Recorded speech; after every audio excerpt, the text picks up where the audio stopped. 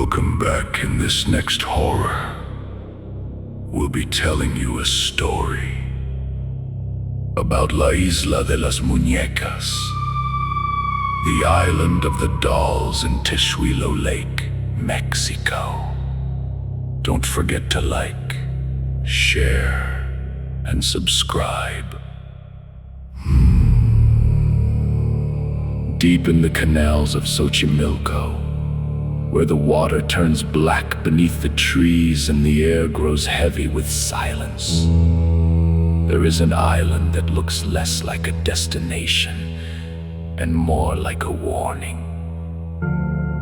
It is called La Isla de las Muñecas, the island of the dolls, and a place where hundreds of broken, rotting dolls hang from branches like offerings to something unseen.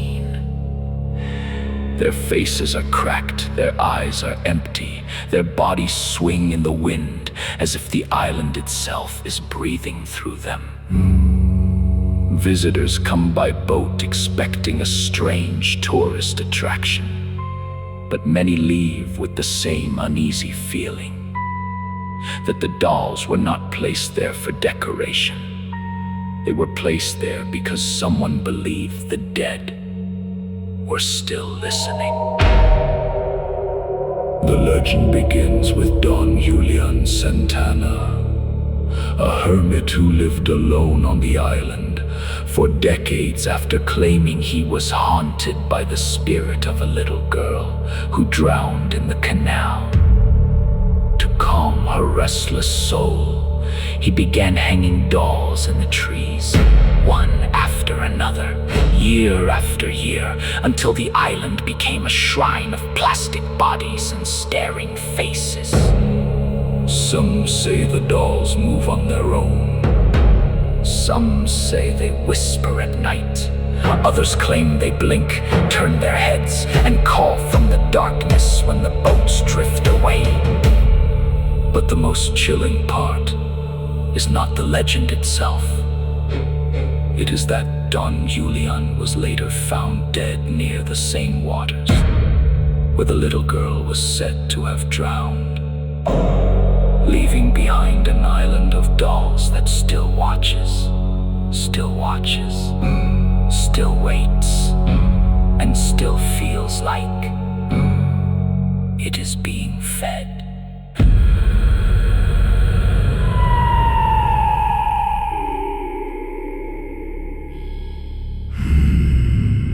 La Isla de las Muñecas does not feel like a tourist attraction. When the Trajinera slips into the deeper canals of Xochimilco, it feels like the boatman is taking you somewhere people were never meant to stay after dark. Hidden among the water, reeds and chinampas, the island became infamous because of Don Julian Santana Barrera, a reclusive caretaker who moved there in the 1950s and spent decades hanging dolls from trees, wires, and branches after a legend formed around a young girl who supposedly drowned in the canal nearby. Some accounts say he found her body. Others, including relatives cited in reports, questioned whether the girl existed at all. But Don Julian believed she did, and that belief turned the island into a shrine of cracked faces, missing limbs, dirty hair, and plastic eyes, staring from every direction.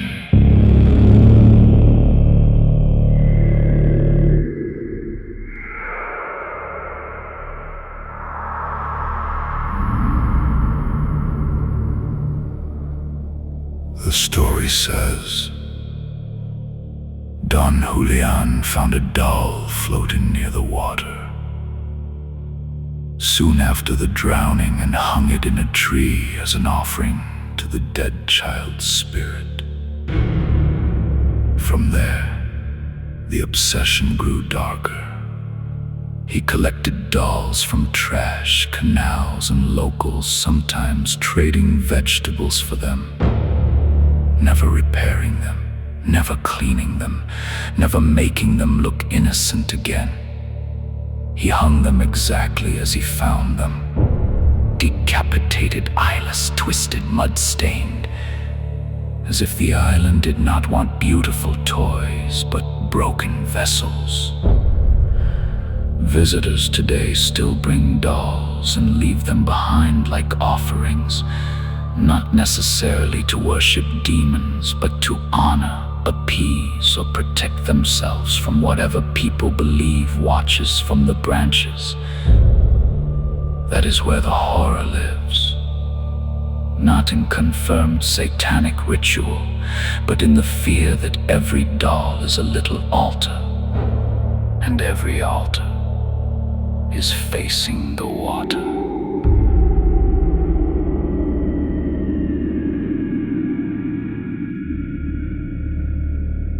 Locals and visitors have claimed the dolls whisper, move their heads, blink their dead eyes, turn toward passing boats, and call people closer from the shoreline. Officially, these are legends and witness claims, not proven supernatural events, but on the island, proof becomes a weak word. The wind hits the hanging bodies and makes them sway like hanged children. The canal water knocks softly against the mud banks. A doll with no mouth seems to smile. Another one, sun-bleached and hollow-eyed, appears to look at you twice. Some people say the dolls are protectors. Others say they are possessed by spirits of dead girls. Others believe they are bait, placed there to hold something back or invite something in. The island does not need a formal cult to feel demonic. It has devotion, offerings, fear, death, and hundreds of human-shaped objects, slowly rotting in silence.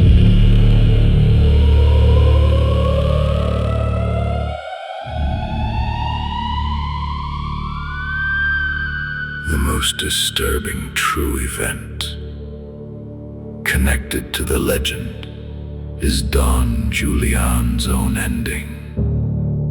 In 2001, after roughly 50 years of feeding the island with dolls, he was found dead in the same area where he believed the girl had drowned.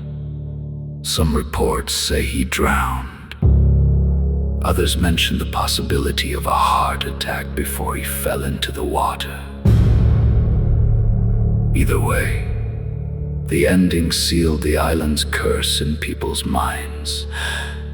The man who spent his life trying to satisfy the dead was taken back to the place where the story began. Now tourists arrive by Trajinera, laugh nervously, take photos, leave dolls, and step carefully beneath the hanging heads. But the deeper question remains. Were the dolls protecting Don Julian from the spirit, or were they slowly building a crowd for it? Because if the legends are true, the island is not haunted by one drowned girl anymore. It is haunted by everything. Don Julian gave a face.